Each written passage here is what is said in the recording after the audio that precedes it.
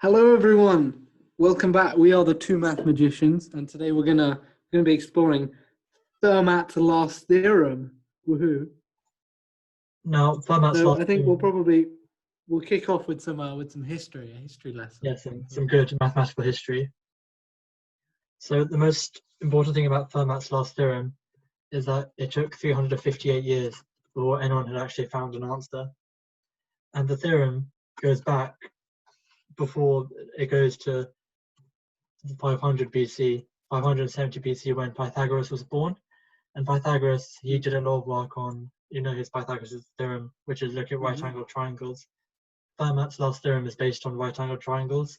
So actually, if you look at Pythagoras' work, he pretty much created the theorem all those years ago. But it wasn't till 1665. It wasn't until 1670 where Pierre de Fermat, a French mathematician, his works were published. But the thing is, this is where the history gets interesting. Pierre was born in 1607, and he died in 1665. And at some point in his life, he created the theorem. Well, not really created, but he made it a problem. But he didn't tell anyone. So it wasn't until after he died when his son published the works. So officially, the problem has existed since 1665, but it's been known to the world since 1670. He just came up with it and then decided not to share it with anyone. Yeah. That's fine. Yeah, because he wrote it in. He had this maths book, which was another mathematician's book, and he used to write in the margins like wherever he thought about a certain matter. And then after he died, his son just published the old mathematician's book with his father's notes in the margin. Oh, I see. Oh. Because he thought, my father's written so much on this, but he hasn't actually written a book, so I'll just publish the book he was writing on. It was cool. Pretty cool. I didn't know that. Huh. So yeah, Fermat didn't actually know he'd have such a big impact on the world, and in 300 years later, after many mathematicians had looked at it, mainly Euler, he did a lot of work on it. Euler's famous for E, 2.71, etc. Euler's number, yep. He was famous for that, but he also did a lot of work on Fermat's last theorem, but he didn't actually get any concrete evidence to the problem. It wasn't until Andrew Wiles in Andrew Wiles, he came along in 1993. He gave some proof in Cambridge University, and that's when officially the theorem had been proven. But I think some history books, they say, internet sources, they say 1995 was when it was officially, because there might have been some mistakes in his 1993 proof. So yeah, that's what I heard. Yeah. I heard that in his 1993 proof, someone found an error in it, and then it took him a year to to fix that error, and then he published it in 1995. And the most interesting thing about Wiles is that he was a very good mathematician. So actually, at the age of 10, he discovered the problem. He was reading at it in his local library, and obviously at the age of 10, nobody knows about Pythagoras' theorem. And already at this age, he's thinking about Fermat's last theorem, which is an extension. That's crazy, though. At age 10. Yeah, so he was well above it. That's really young. And then what he thought that he was going to dedicate the rest of his life to studying. So actually, a large period of his life, he didn't actually go missing, but he disappeared into like his own world just to figure out an answer.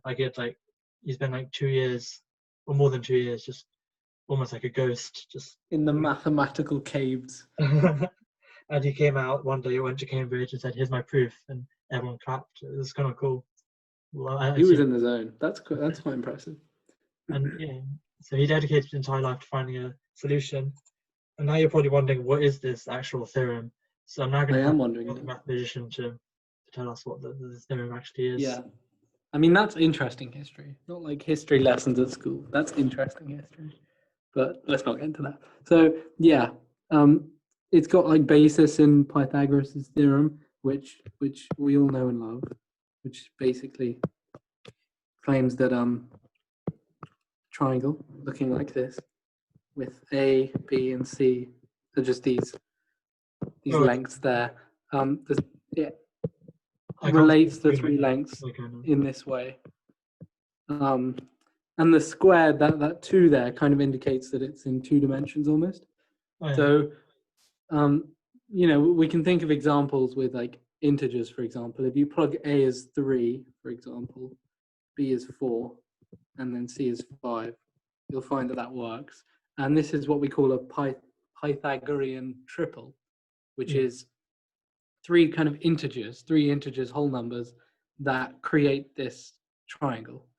So 3, 4, 5 is 1, and then any compound of 3, 4, 5. So 6, 8, 10 will work, anything like that, which basically means there's infinitely many solutions, which kind of makes sense because it means you have infinitely many triangles. Cool. And then there's also, but the idea is that once you introduce a 3 into it, once you make it almost a cubed, then you can't, it's got no solution. So if you change this into a to the 3 plus b to the 3 equals c to the 3, this has no integer solutions, positive integer solutions, I guess.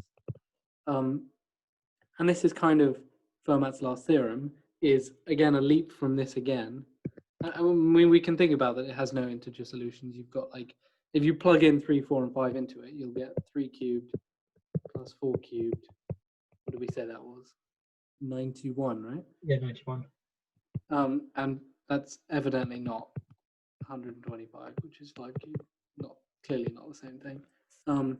So Fermat's last theorem is like a step beyond this, which I'll go on another page. Says that a to the n plus b to the n equals c to the n. There are no positive integer solutions for a, b, c, and n, where n is greater than or equal to 3.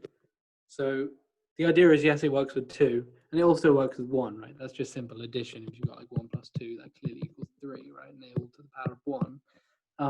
So there are infinitely many solutions when n is 2. There are infinitely many solutions when n is 1, but there are no solutions when n is greater than 2, so 3 or above, which is pretty interesting. And it's kind of difficult to prove that immediately because you're trying to prove that something's not the case. You're trying to prove that there are no solutions, which is why Wiles in his proof, Andrew Wiles, he used proof by contradiction, which is assuming that it is true, assuming that there are solutions, and then coming up with a bunch of nonsense and explaining why that can't be the case. If we add to the history, actually, Fermat actually claimed that he had a solution. So he'd claimed that there are no solutions for A, B, C, and N, and that's what he said for the theorem. But he never actually told people how to figure it out. So it wasn't actually until Wiles came along where he actually had a physical, hard proof that it wasn't real. Yeah, it's quite interesting because it's been called, right, a theorem, and a theorem in maths is something that's true. It's accepted as true. Yeah. But Fermat's last theorem was called a theorem even before it was proven, right? It's always been called a theorem, and it's been like taken to be true by so many people. It's just assumed to be true in many cases, and it's been called a theorem even though up until 1995 it wasn't technically a theorem because it hadn't been proven. So this is kind of an exception. Otherwise, it should be called like a conjecture or a hypothesis up until 1995. But it's always been called a theorem because it just feels so true to the mathematicians, which is interesting. But yeah, it's I think it's the longest time taken for a maths problem to be solved. Really? I mean, yeah. That is a long time. Yeah, it's a very interesting topic, and there's actually a video I'm going to be doing shortly. There's a Simpsons episode where Homer Simpson he proves Fermat's last theorem, and this was before Andrew Wiles had a solution. So I'm going to be looking at that episode in a future video, and I'll be saying why Homer's proof of Fermat's last theorem is false. So look forward to that video. Stay tuned, as they say. Stay tuned. So yeah, thank you for watching, and remember, maths is the way. Maths is the way.